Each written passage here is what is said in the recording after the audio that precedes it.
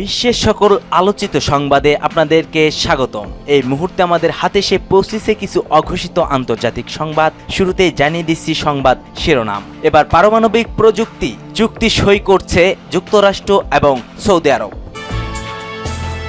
ইসরায়েলে ব্যালিস্টিক ক্ষেপণাস্ত্র হামলা চালিয়েছে ইয়েমেনের একটি সংগঠন। জানিয়ে দিচ্ছি বাণিজ্য যুদ্ধে কেউ যেতে না বলে কঠিন হুঙ্কার চীনের প্রধানমন্ত্রীর। জানিয়ে দেব বোমা ফেলে ভবন উড়িয়ে দিয়েছে এবার দখলদার ইসরায়েল। সর্বশেষ জানিয়ে দিচ্ছি পাকিস্তানে গাজা সংহতি মার্চ, লাখো মানুষের ঢল ফিলিস্তিনের পক্ষে। এতক্ষণ শুনছিলেন সংবাদ শিরোনামগুলো, এবার বিস্তারিত জানিয়ে দেব। তার আগে আপনি যদি ফিলিস্তিনকে ভালোবেসে থাকেন অবশ্যই ভিডিওটিতে একটি লাইক করবেন, এবং আপনি যদি ফিলিস্তিনকে সমর্থন করে থাকেন অবশ্যই কমেন্ট সেকশনে ইয়েস লিখে আপনার সমর্থনটি নিশ্চিত করুন এবং ফিলিস্তিনের পক্ষে কথা বলুন। আর ভিডিওটি সম্পূর্ণ দেখার অনুরোধ থাকবে, চ্যানেলটিকে সাবস্ক্রাইব করবেন। এবার পারমাণবিক প্রযুক্তি চুক্তি সই করবে যুক্তরাষ্ট্র এবং সৌদি আরব। যুক্তরাষ্ট্র ও সৌদি আরব পারমাণবিক প্রযুক্তি সংশ্লিষ্ট একটি চুক্তি সই করবে। সৌদির রাজধানীতে এক সংবাদ সম্মেলনে মার্কিন জ্বালানি সচিব ক্রিস রাইটস জানিয়েছে, বেসামরিক পারমাণবিক প্রযুক্তি ও জ্বালানি সহযোগিতার বিষয়ে একটি পারমাণবিক চুক্তি সই এবং প্রস্তাব প্রত্যায়িত করেছে যুক্তরাষ্ট্র ও সৌদি আরব। মার্কিন কর্মকর্তা বলেন, দুই দেশের মধ্যে পারমাণবিক সহযোগিতার বিশদ বিবরণ এই বছরের শেষ দিকে আসবে। এই সহযোগিতা সৌদি আরবে একটি বাণিজ্যিক পারমাণবিক বিদ্যুৎ শিল্প গড়ে তোলার ওপর দৃষ্টি জোর দিয়েছে। মার্কিন কর্মকর্তা বলেন, সৌদি আরবের বেসামরিক পারমাণবিক শিল্প বিকাশে রিয়াদের সঙ্গে দীর্ঘমেয়াদী সহযোগিতা আশা করে ওয়াশিংটন। দুই দেশের দ্বিপাক্ষিক সম্পর্কের বিষয়ে মন্তব্য করতে গিয়ে জ্বালানি সচিব বলেন, আমি বিশ্বাস করি সৌদি আরব যুক্তরাষ্ট্রের বিনিয়োগকারী নেতৃত্ব স্থানীয় দেশগুলোর মধ্যে একটি হবে, যা উভয় দেশের জন্যই জয়।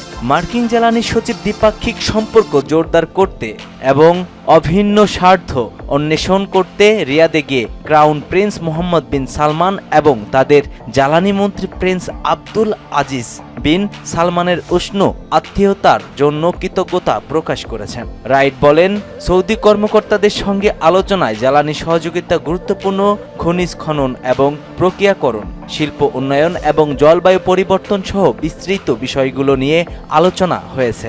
আমরা অগ্রগতির মূল চালিকা শক্তি মানব জীবন এবং কিভাবে তাদের উন্নতি করা যায় তা নিয়ে আলোচনা করেছি। আমাদের আলোচনায় সাম্প্রতিক বছরগুলোতে বিশেষ করে জ্বালানি খাতে উভয় দেশ যেসব চ্যালেঞ্জের মুখোমুখি হয়েছে সেগুলো আলোচনা করা হয়েছে।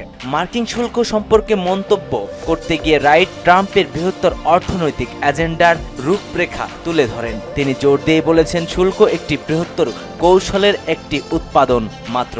ইসরায়েলে একটি বিশাল বড় আকৃতির ব্যালিস্টিক ক্ষেপণাস্ত্র হামলা চালিয়েছে ইয়েমেনের একটি সংগঠন। ফিলিস্তিনের গাজায় বর্বরচিত হামলার প্রতিবাদে এবার ইসরায়েলে ব্যালিস্টিক ক্ষেপণাস্ত্র হামলা চালিয়েছে ইরান সমর্থিত ইয়েমেনের সশস্ত্র নিষিদ্ধ সংগঠন হুতি। তবে হামলায় তাৎক্ষণিকভাবে ক্ষয়ক্ষতি কিংবা হতাহতের কোনো খবর পাওয়া যায়নি। হুতিদের চালানো এই ক্ষেপণাস্ত্র হামলার বিষয়ে ইসরায়েল জুড়ে সাইরেন বাজিয়ে বাসিন্দাদের সতর্ক করেছেন ইসরায়েল সংবাদ মাধ্যম টাইমস অব ইসরায়েল। ইয়েমেন থেকে এই ক্ষেপণাস্ত্র ছোড়া হয়েছে বলে ইসরায়েলের সংবাদ মাধ্যম প্রতিবেদন দাবি করেছে। বার্তা সংস্থা এপির প্রতিনিধিরা জেরুজালেমে ইসরায়েলি বাহিনীর সাইরেনের শব্দ শুনতে পেয়েছেন বলে তাদের প্রতিবেদনে দাবি করেছে। সাইরেন বাজিয়ে বাসিন্দাদের সতর্ক করে দেওয়ার পরপরই ইসরায়েলে হুতিদের ছোড়া ক্ষেপণাস্ত্র বিস্ফোরণের শব্দ শোনা গেছে বলেও জানান এপির প্রতিবেদন। ইসরায়েলের সেনাবাহিনী বলছে, ইরান সমর্থিত এই নিষিদ্ধ সংগঠন ইসরায়েলি ভূখণ্ডেও লক্ষ্য করে অত্যন্ত দুটি ব্যালিস্টিক মিসাইল ক্ষেপণাস্ত্র ছুড়েছে।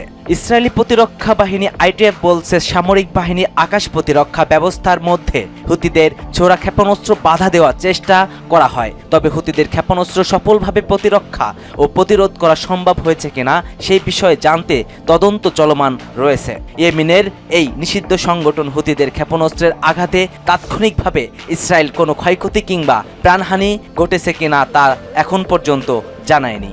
টাইমস অফ ইসরায়েলের প্রতিবেদনে বলা হয়েছে, ইসরায়েলের মধ্য অঞ্চল জেরুজালেমের এবং পশ্চিম তীরের কিছু বসতিতে সাইরেনের শব্দ শোনা যায়।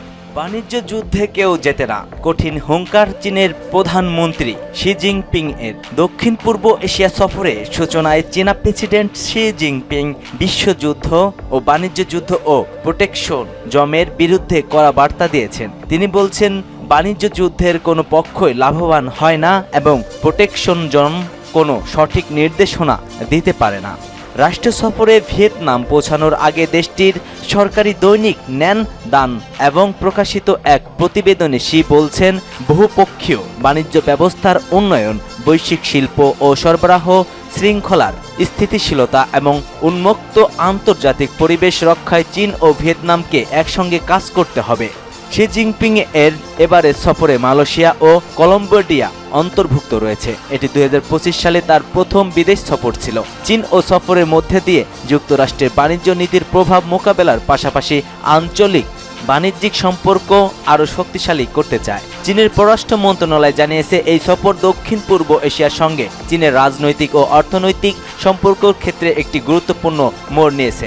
এছাড়াও চীনের প্রধানমন্ত্রী বাংলাদেশ সহ আরও অনেকগুলো এশিয়া ভিত্তিক দেশের সাথে যোগাযোগ স্থাপনা বাড়িয়েছে এবং বাণিজ্য যুদ্ধ নিয়ে কঠিন হুঙ্কার দিয়েছে মার্কিনদের। তিনি বারবার বলছেন, বাণিজ্য যুদ্ধে কেউ জেতে না, কেউ জেতে না, কেউ কখনোই লাভবান হতে পারে না, সেটা আমি হোক বা অন্য কেউ।